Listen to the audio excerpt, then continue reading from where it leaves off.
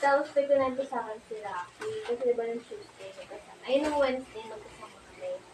Tapos, meron kasi kaming siya doon. Siya kasi yung ano nila, yung item nila. Item? Like, oo. Tapos, Yung ano, di ba, contractual na nurse, regular nurse, nursing assistant, sila siya. Parang surgical tech something.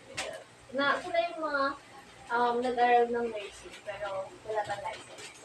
So may isa pa kasing siya doon na Sir AC. Tapos second scrub ko siya nung... lalaki yun. Oo, lalaki. Nung Thursday. Nung Tuesday pala, nung Tuesday. Tapos, ang kaso namin muna, Lalaki yun. Oo, lalaki. Lalaki. PCNL. Tapos, hindi naman kasi kailangan mag-scrub doon. More on errands, gano'n. Tapos buhat-buhat, ng mga water, tapos buhat ng patient, papalitan ng suction, gano'n.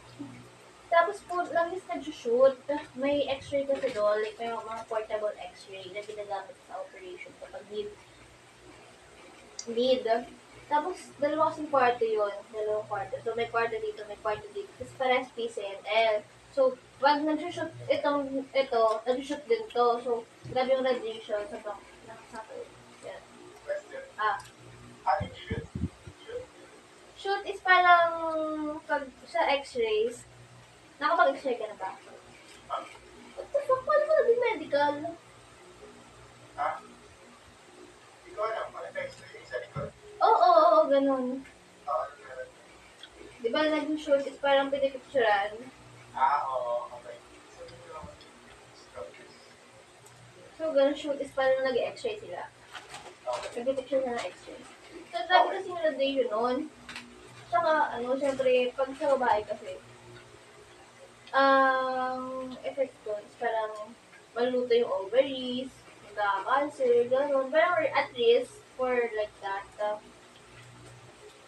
Tapos, yung surgery namin, sabi niya, kahit huwag ka muna pumasok doon sa kwarto. Sabi ni Ma'am Julie, kasi nandun naman daw sa Sir AC, na gano'n. Pwede na lang siya mag-repair, ganyan. Tapos siya na bahala doon, kasi lalaki naman siya. Kapag sa lalaki, wala na. Meron naman, pero syempre mas worse lang ang effect pag sa babae. Tsaka may anak naman na yun, so go lang. May anak na okay na. Eh kasi nakapag-anak na eh. Hindi naman na, okay na yun.